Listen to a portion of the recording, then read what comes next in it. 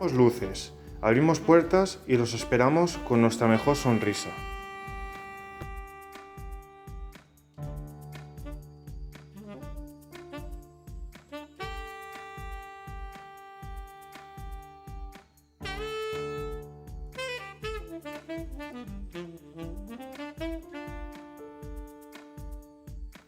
Para la conservación de las piezas es importante que comprobemos periódicamente la temperatura y la humedad de la sala.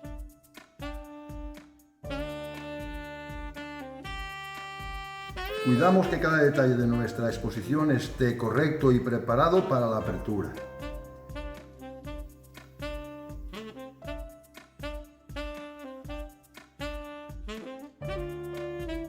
Abrimos las salas del museo, encendemos nuestros audiovisuales proyectores, teles y audios.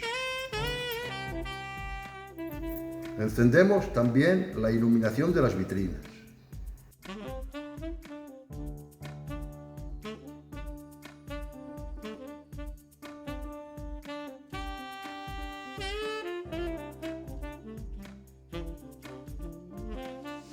Buenos días, bienvenidos a Vila Museo.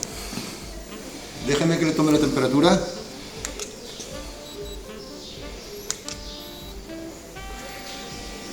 Aquí tienen hidrogel, por favor.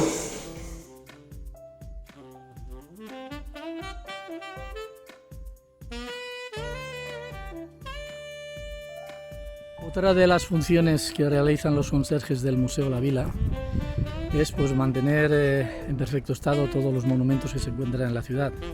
Nos encargamos de su mantenimiento y conservación.